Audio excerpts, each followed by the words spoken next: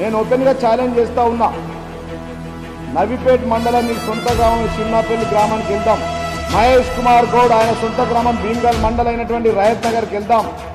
Nizamabad rural MLA మరి ఆయన సొంత గ్రామమైనటువంటి జలార్పూర్ భూపతి రెడ్డి గ్రామానికి వెళ్దాం. అదేవిధంగా ఆర్మూర్ ఇన్ఛార్జ్ వినయ్ కుమార్ రెడ్డి ఆయన కోమన్పల్లి గ్రామం కూడా ఇలా పెట్టుకున్నాడు, ఆ గ్రామానికి వెళ్దాం. పాల్కొండలో సునీల్ రెడ్డి ఇన్ఛార్జ్ ఆయన ఊరికి వెళ్దాం.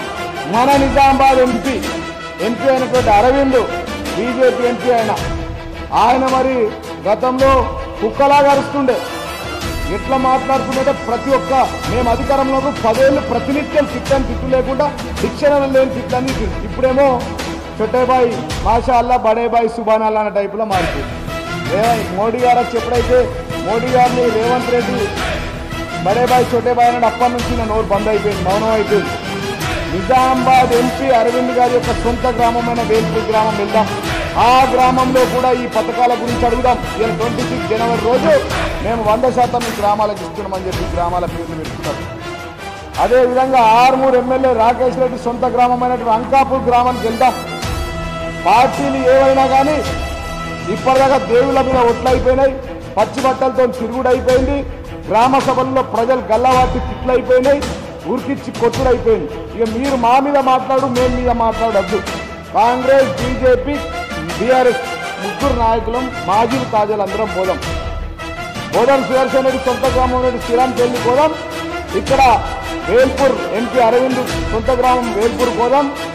నిజామాబాద్ ఎమ్మెల్యే భూపతి రెడ్డి జలాల్పూర్ ఆయన సొంత గ్రామానికి వెళ్దాం.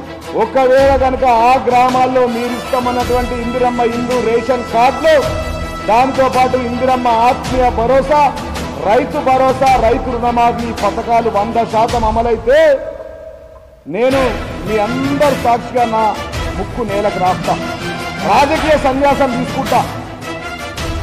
రేపు మీరు ఒకవేళ కనుక 100% మీరు చెప్పిన గ్రామాల్లో, మీ సొంత గ్రామాల్లో, మీరు పుట్టి పెరిగిన గ్రామాల్లో, మీరు అన్నం పెట్టిన గ్రామాల్లో, మీరు పాలు తాగి పెరిగిన గ్రామాల్లో 100% ఈ పథకాలు అమలు కాకపోతే మీరు ముక్కు నేలకు రాస్తారా అని చెప్పి ఈ బోధన ఎమ్మెల్యే సుదర్శన్ రెడ్డిని, పిసిసి ప్రెసిడెంట్ మహేష్ కుమార్ గౌడ్ని భీమ్గల్లోని ఆయన యొక్క సొంత గ్రామం రహమత్ నగర్లో పోయి అడుగుదాం.